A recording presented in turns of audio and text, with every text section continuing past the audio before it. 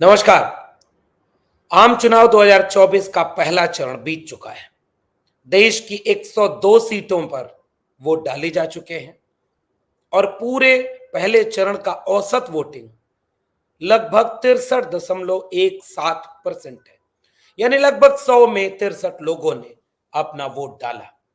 देश भर में चुनाव पर चर्चा तेज हो चुकी है। सबसे ज्यादा वोटिंग की बात करें तो त्रिपुरा जैसे राज्य में 80% के लगभग वोट डाले गए, जबकि बिहार में लगभग 48%। लेकिन एक बात की चर्चा हर तरफ बहुत तेज है कि इस बार का चुनाव उत्साहजनक नहीं दिख रहा।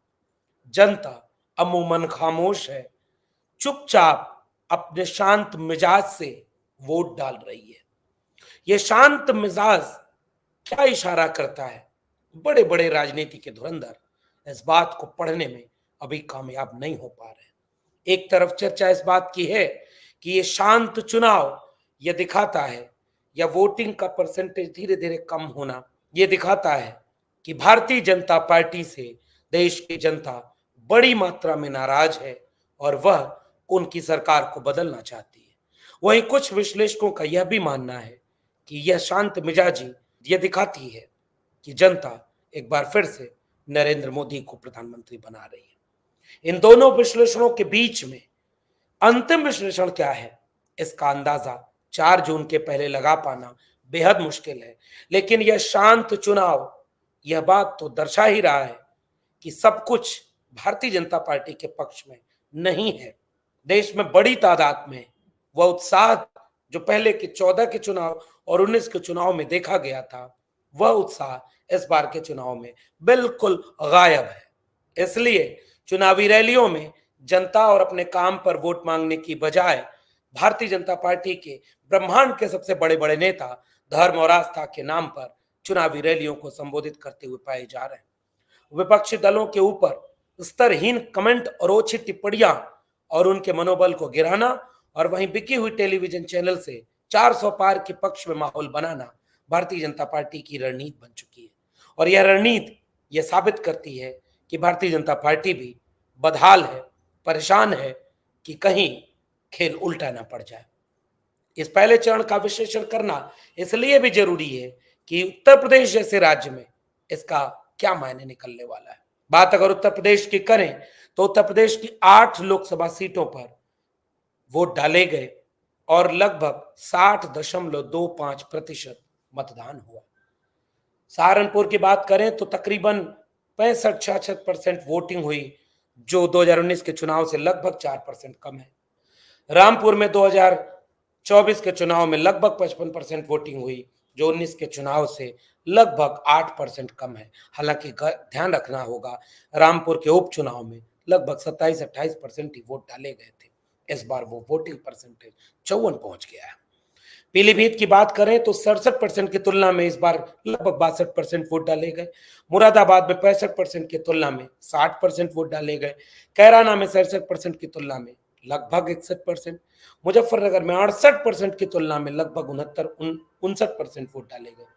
नगीना में 63% की तुलना में 59% और बिजनौर में 66% की तुलना में तकरीबन 58% वोट डाले गए। पश्चिमी उत्तर प्रदेश, जहां बीजेपी ने बहुत तरह की कोशिशें की है। पश्चिमी उत्तर प्रदेश जहां किसानों की एक बड़ी तादाद है।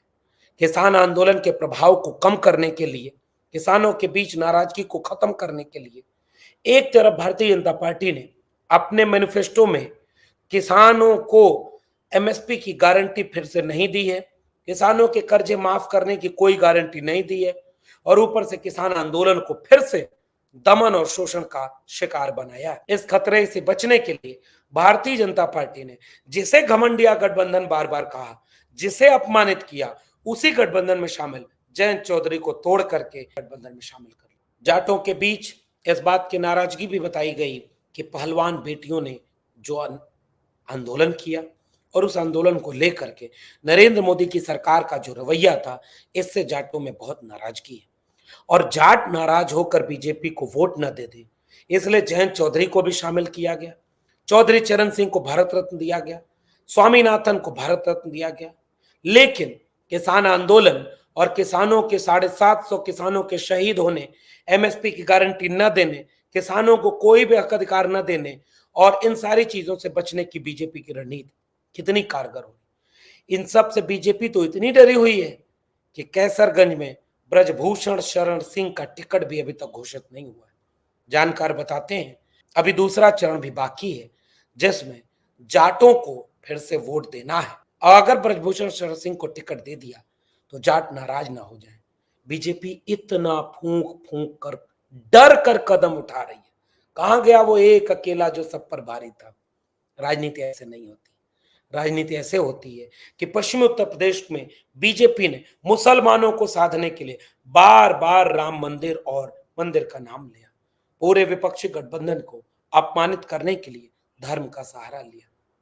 अगर विश्लेषण करें इन 8 सीटों पर तो सबसे पहले बात करते हैं सहारनपुर की सीट पर, जहां कांग्रेस पार्टी और इंडिया गठबंधन की तरफ से इमरान मसूद हैं, वहीं दूसरी तरफ बसपा से माजिद अली और भाजपा से राघव लखनपाल हैं।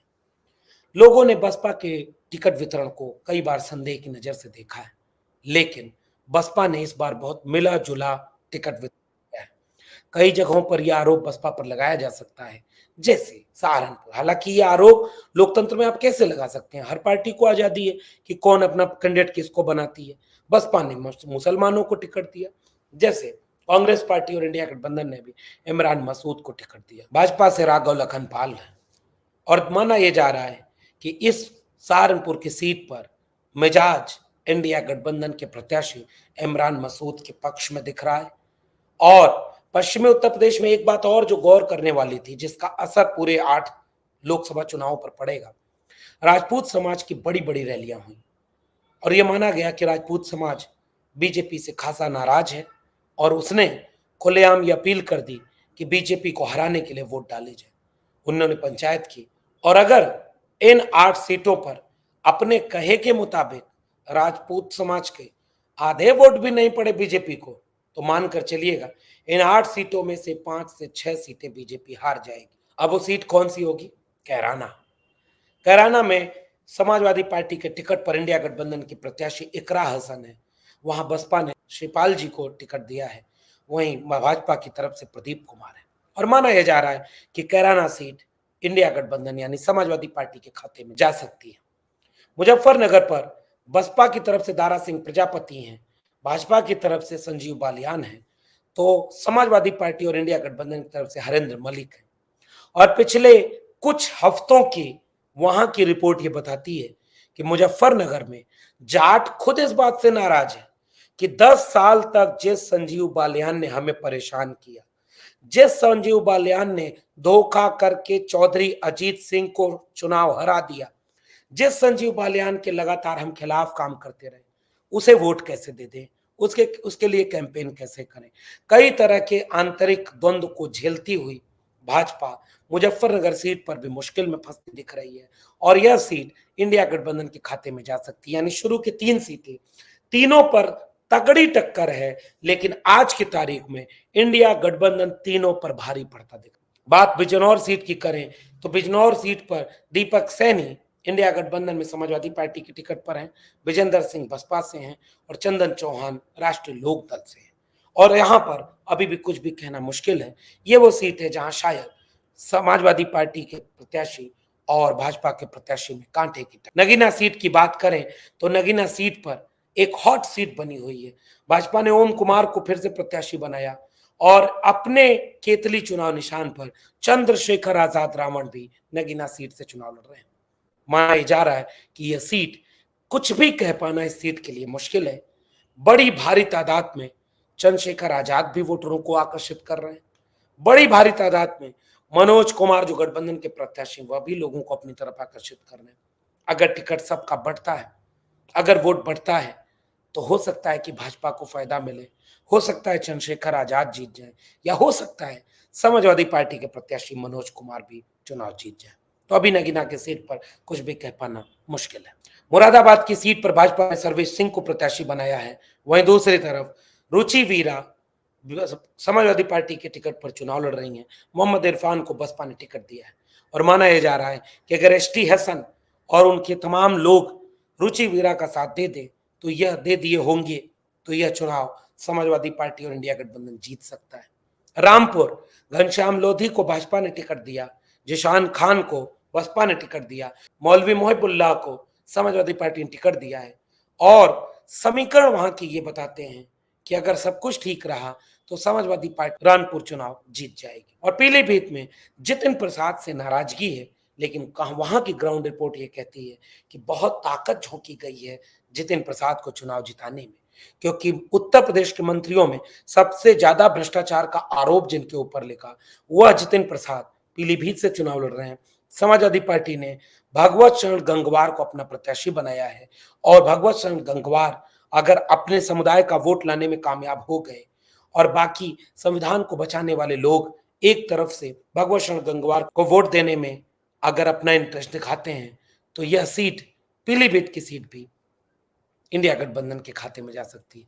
इस तरह अगर हम विश्लेषण करें तो आज की तारीख में बिजनौर और नगीना सीट को छोड़ दें, मुरादाबाद, पीलीभीत, इन पर कांटे की टक्कर है। बाकी 4 सीटें इंडिया गठबंधन के पक्ष में जा रही हैं।